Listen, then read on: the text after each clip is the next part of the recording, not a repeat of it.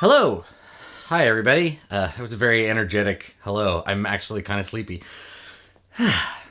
Hello there. That's better. It's a little more in tune. We're here on the second day of Vlogmas.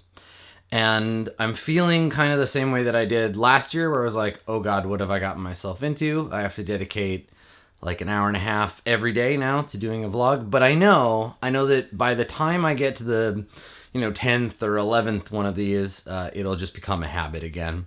I remember feeling that way last year, where it was kind of overwhelming at first and then really became like quite nice to just be able to make content. So I'm looking forward to that feeling. Right now, I think a little frazzled, but I think that's also because I've got so much work I have to do before I go on my little vacation. I don't know, maybe this is something that you've heard kind of talked about in broadcaster circles, or maybe you have other streamers that talk about it. Taking a break can be really hard. If you have a job, or you're used to having a job where somebody else allots you a certain number of paid days off, and maybe you've worked there a few years, you accumulate 5 days, whatever.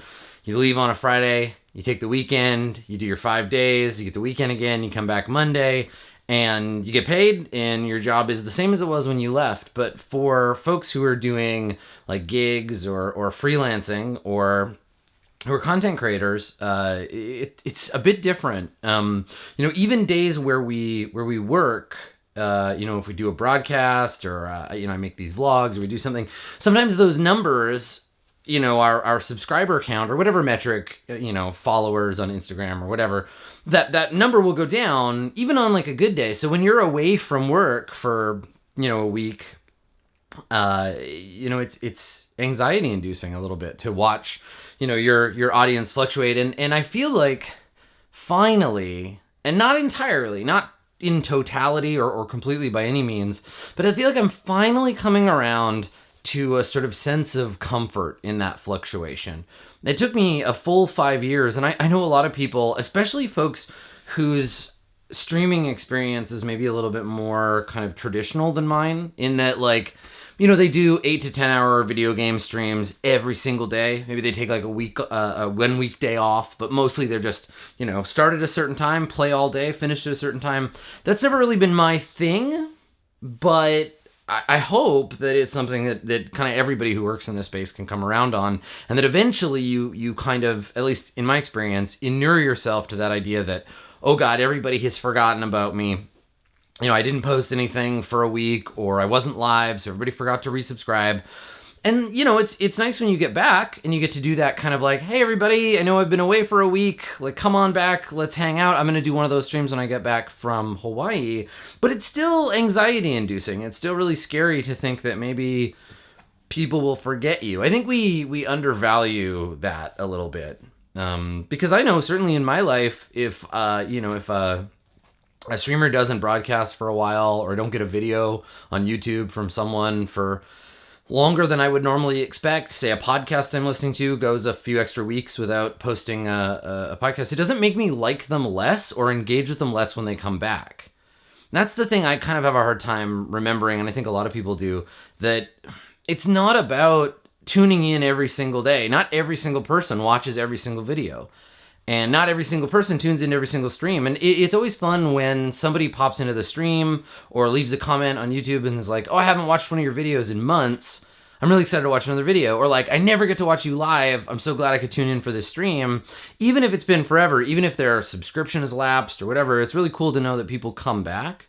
That sense of like continuing to reach people with your content, whether it's like silly jokes while playing video games, or it's more heartfelt stuff, like for me, like Hot for Teacher, it's always nice knowing that people will come back. And that's what for me makes it easier, though admittedly it's not easy. It's just easier to take that time off. I think I'm in a much better place around that stuff this year than I was last year, right? In the span of the 12 months since we did Vlogmas last, I've done a lot of sort of business stuff to cement kind of what I'm doing, and it makes it feel a lot more stable. That, the subscription numbers go up and down, the views on the videos go up and down, but I've got all these like projects that feel more like permanent, right? Like Roleplay and Roll20 Presents have always been that for me, but we're doing the RPG first looks.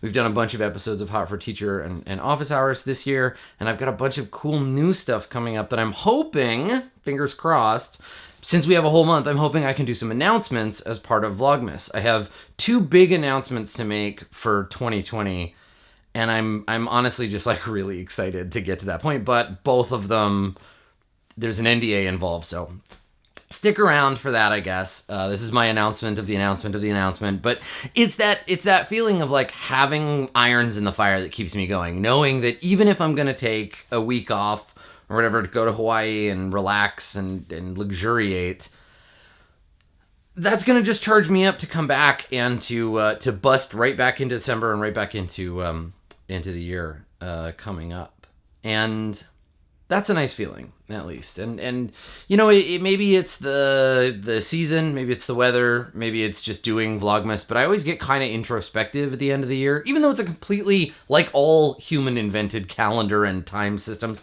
it's a totally arbitrary thing, right? It's like we celebrate our birthday because we need a day to be like, yeah, I'm glad you exist. And in the same way, I think like the end of the year is a time for wrapping up. It's a time for thinking about everything that you've accomplished, all the shit that you've done in a year, and then thinking forward. It's why we do things like New Year's resolutions or whatever. And I'm not a big resolution kind of guy or anything. We talked about this last year, I think, but I do like the idea that there is a part of the year where things go quiet. In a very, at least where I live, in a very kind of literal sense. The darkness kind of takes over. We spend a lot more time kind of indoors. I know that because I don't have as much light during the day, I end up doing more creative stuff intentionally, right? Like during the spring and the summer, I walk around, I take photos, and it's just like a casual part of my everyday life. But in the winter, I need to make space for that creative output, right? I have to make sure that I have time to kind of engage that part of my brain. I don't know, is that something that other people experience? Like, do you have a creative season? Do you have a time that makes you feel like you're like thinking about things or processing your life? For me, it's winter, right? It's when the darkness sets in. It's when the rain and then eventually the snow, maybe, those times for me are a time where I feel like more comfortable doing nothing, like just reading and planning and plotting and kind of like getting ready for what's to come. And even though January 1st is kind of an arbitrary, not kind of, it's a very arbitrary time, it's nice to have that landmark. And I guess for other people, it might be a birthday, it might be an anniversary, it might be like a job period, right? It might be like, I've worked at this job since the summer of 2015 or whatever, and that's like a marker for you. I'm sure everybody has their own stuff, but for me, it's always the end of the year. I kind of get like introspective. So it's nice to have an output for that in a way. Yeah, I think that we've come kind of a long way, though.